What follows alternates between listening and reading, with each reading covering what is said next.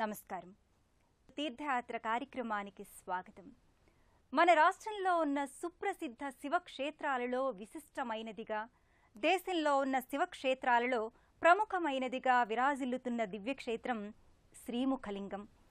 శ్రీకాకుళం జిల్లా జలమూరు మండలంలో ఉన్న ఈ దివ్యక్షేత్రంలో సాక్షాత్తు పరమేశ్వరుడు శ్రీముఖలింగేశ్వర స్వామిగా పూజలందుకుంటున్నాడు. ఆ స్వామి ఆలయ ప్రాశస్త్యమేమిటో నేటి తీర్థయాత్రలో వీక్షిద్దాం.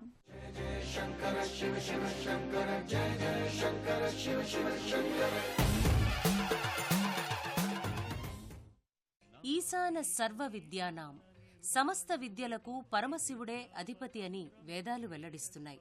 అలాంటి ఈశ్వరుడు పలు నామాలతో లింగాకృతిలోనే తేజరిల్లుతుంటాడు.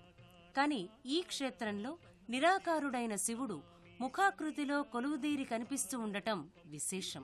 అత్యంత మహిమాన్వితమైన ఈ క్షేత్రం శ్రీకాకుళం జిల్లా జలమూరు మండలం శ్రీముఖలింగంలో నెలకొని ఉంది. ఇక్కడ లభించిన ఆధారాలను బట్టి ఈ గ్రామం ఒకప్పుడు రాజధాని అన్నంత ఉన్నత దశ అనుభవించిందని తెలుస్తోంది. ఆయా కాలాలలో ఇక్కడ బౌద్ధ, జైన, హిందూ మతాలు వర్ధిల్లినాయని తెలుస్తుంది. కృతయుగంలో గోవిందేశ్వరుడనే పేరు వల్ల కనకాకృతిలోనూ, త్రేతాయుగంలో మధుకేశ్వరుడనే పేరు వల్ల రజతాకృతిలోనూ, ద్వాపరయుగంలో జయంతీశ్వరుడనే పేరు వల్ల కాంస్యాకృతిలో భక్తుల పూజలందుకుంటున్న ఆ పరమేశ్వరుడు నేటి కలియుగంలో ముఖలింగేశ్వరుడనే పేరుతో ముఖము దాల్చి శిలాకృతిలో భక్తులకు శ్రీముఖలింగంలో దర్శనమిస్తున్నాడు. నగరం కళింగనగరం, కళింగదేశ నగరం, కళింగవాణి నగరం, నగరపువాడ, త్రికళింగ నగరం మొదలైన పేర్లతో మాత్రమే ఉంది కాని ఏ శాసనంలోనూ పూర్తి పేరు ముఖలింగం అని పేర్కొనలేదు. ఇక్కడి ముఖలింగాలయాన్ని మధుకేశ్వరాలయం అని కూడా పిలుస్తారు. ఇక్కడ లింగం రాతితో చెక్కింది కాదు, ఇప్ప చెట్టు మొదల్ని నరకగా అదే ముఖలింగంగా మారిందని ఐతిహ్యం. ఈ చెట్టు మొదలుపై ముఖం కనిపిస్తుంది. ఇప్ప చెట్టును సంస్కృతంలో మధుకం అంటారని, అందువల్ల ఈ గుడికి మధుకేశ్వర స్వామి ఆలయంగా పేరొచ్చిందని కథనం. వంశధారా నది ఒడ్డున ప్రశాంత వాతావరణంలో ఈ క్షేత్రం నెలకొని భక్తులకు కావలసినంత ప్రశాంతతనందిస్తోంది. విశేషమైన ప్రాచుర్యాన్ని సంతరించుకున్న ఈ క్షేత్రం క్రీస్తు శకం 720 నుంచి 1450 వరకు పరిపాలించిన గంగవంశీయులైన 1వ కామార్నవునితో ఈ క్షేత్ర నిర్మాణం ప్రారంభమైనట్లు చారిత్రక ఆధారాల ద్వారా తెలుస్తోంది. 14వ శతాబ్దంలో ఈ శిథిలమైన ఆలయాన్ని పర్లాకిమిడి ప్రభువు శ్రీ విష్ణువర్ధన మధుకర్ణ గజపతి పునరుద్ధరించినట్లు తెలుస్తోంది. మనోహరమైన శిల్పరాజాలను ఆవిష్కరించే ఈ క్షేత్ర వాస్తు శిల్పంలో గంగ చాళుక్య శిల్పకళ కనపడుతూ ఉంటుంది. శ్రీముఖలింగ క్షేత్రంలో ఈ విధంగా మహాదేవుడు ఆవిర్భవించటానికి అనేక పురాణగాథలు, స్థల పురాణ వృత్తాంతాలు చెబుతున్నాయి. దేశవ్యాపిత ప్రసిద్ధ క్షేత్రంగా వినుతికెక్కిన ఈ క్షేత్ర విశేషగాథను మనము తెలుసుకుందాం. ఈ క్షేత్ర ఆవిర్భావానికి సంబంధించిన కథ ఒకటి ప్రచారంలో ఉంది. వామదేవ మహర్షి శాపం కారణంగా గంధర్వులు కిరాతకులుగా మారతారు. చిత్రసేనుడు ప్రభువుగాను, మిగిలిన వారు అతని అనుచరులుగాను జీవనం సాగిస్తూ ఉంటారు. అలనాడు అరణ్యంలో విప్ప చెట్లు అధికంగా ఉండేవి. మధుకేశ్వర స్వామి ప్రదేశంపై ఓ పెద్ద పుట్ట పెరిగి దానిపై ఓ విప్ప చెట్టు పెరిగి 2 శాఖలుగా విడిపోయి పెరిగిపోయింది. ఆ విప్ప చెట్టు ద్వారా వచ్చే ఆదాయంతోనే చిత్రసేనుడు జీవనం కొనసాగించేవాడు. చిత్రసేనుడికి 2 భార్యలు. ఆ 2 భార్యలకు మధువృక్షంలోని 2 శాఖలను పంచి ఇస్తాడు చిత్రసేనుడు.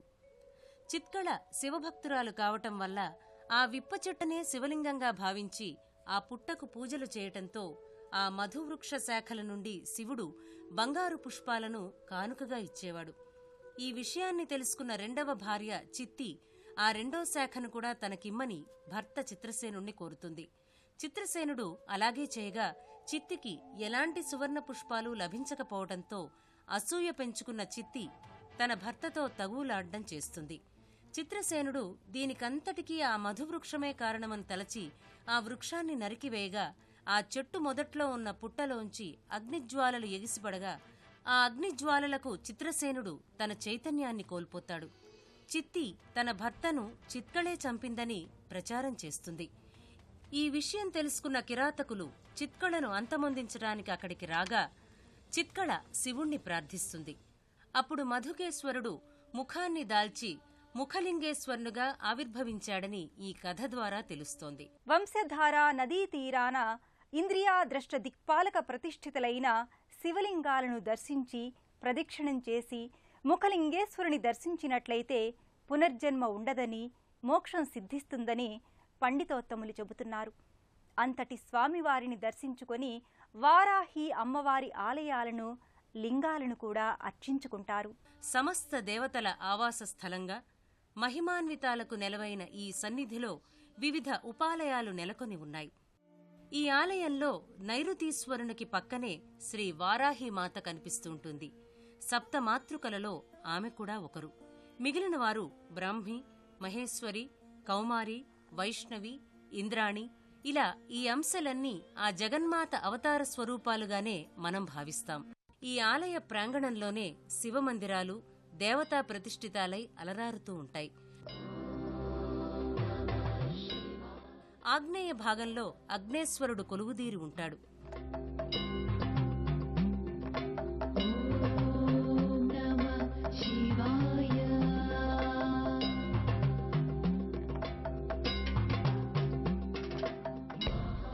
ఈ ఆలయాన్ని అగ్నిదేవుడు ప్రతిష్ఠించినట్లు పురాణ కథనం. ఈ అగ్నేశ్వర స్వామివారికి సమీపానే కుజదోషాలను నివారించే శ్రీ కుమారస్వామి మందిరం నెలకొని ఉంటుంది.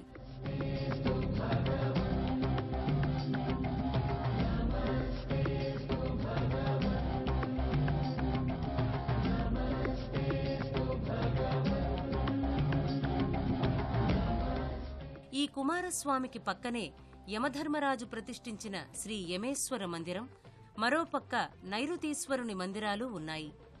ప్రధానాలయ అంతరాలయంలో పంచాయతన మూర్తులు దృశ్యమానమవుతాయి. ఆదిత్య, అంబిక, విష్ణువు, గణనాథుడు, మహేశ్వరుడు, అలాగే మరోపక్క గజలక్ష్మి, సరస్వతి అమ్మవార్ల మూర్తులు కూడా దర్శనమిస్తాయి.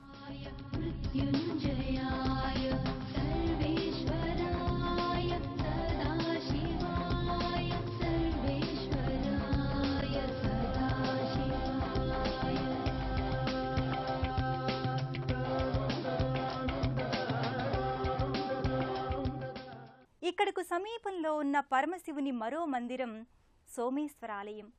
సాక్షాత్తు చంద్రుడు ప్రతిష్ఠించాడని చెబుతున్న ఈ సోమేశ్వర స్వామివారి ఆలయాన్ని గంగవంశీయుడైన హస్తివర్మ గణపతి క్రీస్తు శకం 573లో నిర్మించినట్లు తెలుస్తోంది. ఇక్కడికి సమీపాన్నే శ్రీ సోమేశ్వర స్వామివారి ఆలయం ఉంది. ఈ ఆలయంలో చంద్రుడు స్వయంగా శివలింగాన్ని ప్రతిష్ఠించటం వల్ల సోమేశ్వర స్వామిగా ఆనాటి నుండి పిలువబడుతున్నాడు. ఆనాటి శిల్పుల గొప్పతనం, ప్రజ్ఞ ఇక్కడ స్పష్టంగా మనకు కనిపిస్తూ ఉంటుంది.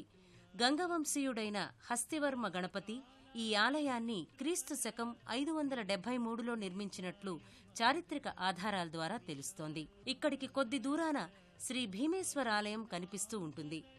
అర్వాచీన గంగరాజు 2వ వజ్రహస్త దేవుడు భీముడు ప్రతిష్ఠించిన భీమేశ్వర లింగానికి 11వ శతాబ్దంలో ఆలయాన్ని నిర్మించినట్లుగా తెలుస్తోంది. తెలుగు, ఒరియా పద్ధతిలో నిర్మించిన 2 నందీశ్వర విగ్రహాలు ఒకే పీఠంపై ఇక్కడ కనిపించటం విశేషం.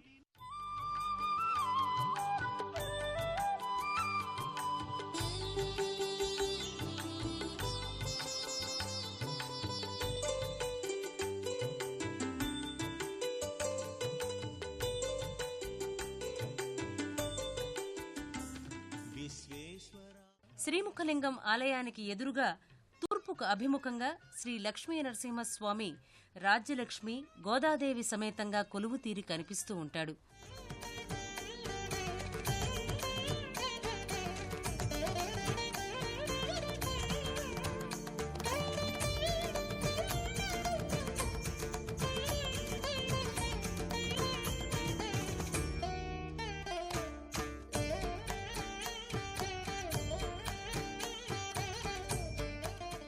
శ్రీముఖలింగం క్షేత్ర ప్రాకారాలపై వివిధ దేవతామూర్తుల భంగిమల శిల్పాలు నేత్రపర్వం కావిస్తాయి.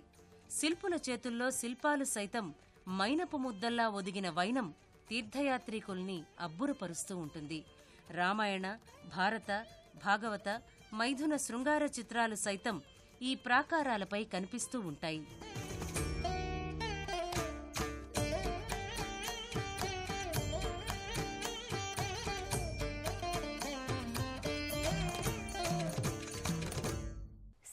శ్రీముఖలింగం దక్షిణ కాశీగా ప్రసిద్ధి చెందిన పురాతన క్షేత్రం. కాశీలో లింగం, గంగలో స్నానం, శ్రీశైలంలో శిఖరం, శ్రీముఖలింగంలో ముఖదర్శనం చేస్తే మోక్షం లభిస్తుందంటారు. ప్రతి సంవత్సరం మాఘమాసం చతుర్దశి నుంచి పాడ్యమి వరకు శివరాత్రి మహోత్సవాలు 3 రోజులు అత్యంత వైభవంగా జరుగుతాయి. మొదటి రోజు జాగరణ, రెండవ రోజు పడియ, మూడవ రోజు చక్రతీర్థ మహాస్నానం. ఇలా జరిగే ఈ 3 రోజుల్లో చివరి రోజైన చక్రతీర్థ మహాస్నానానికి లక్షలాదిగా భక్తులు తరలివస్తారు.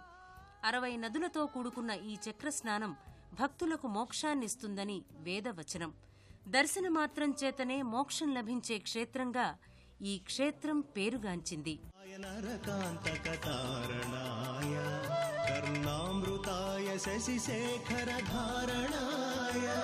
కర్పూరకాంతి ధవళాయ జటాధరాయ దారిద్ర్య దుఃఖదహనాయ నమః శివాయ దారిద్ర్య దుఃఖదహనాయ నమః శివాయ.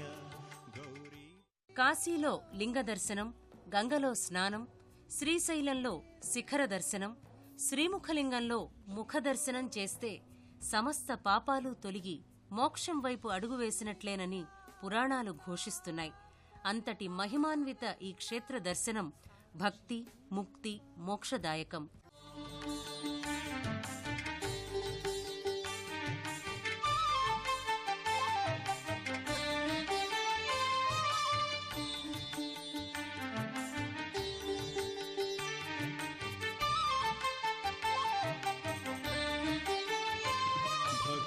ప్రియాయ భవరోగ భయపహాయ ఉగ్రాయ దుఃఖ భవసాగర తారణాయ జ్యోతిర్మయాయ గుణనామ సురుచ్యకాయ దారిద్ర్య దుఃఖదహనాయ.